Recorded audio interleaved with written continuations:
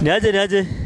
Leo tuko maeneo Mlolongo. Tunataka tujue hawa jamaa Mlolongo wanachukuliaje mademo ambao wamejieka tattoo ama wamechora tattoo. Niaje mzito? Fresh. Uko fiti? Nashukuru ndugu yangu. Okay, mimi naitwa Zack na wewe? Mimi naitwa JJ. So leo tunatuulize kuhusu wasichana wamevaa tattoo, yani wasichana ambao wamechora tattoos. Unajua tattoo kwanza? Nafahamu tattoo, nazijua. Wewe unachukuliaje msichana ambaye amechora tattoo? Jambo la kwanza, mimi kitu cha kwanza siwezi date msichana ambaye amechora tattoo. Manake bana tattoo ni alama gani ndugu yangu?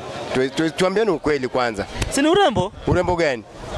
Urembo gani? Sisi tumeona sana ndugu yangu, si lazima uchore tattoo. Urembo si lazima uchore tattoo, unaweza chora tattoo na labda hata wewe si mrembo.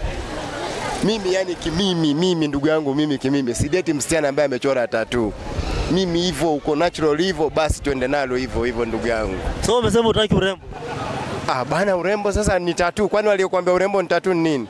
Kuna msichana na kipuli tu kwa mapua lakini ndugu yangu ameiva. Achana na mambo na tattoo mwanangu.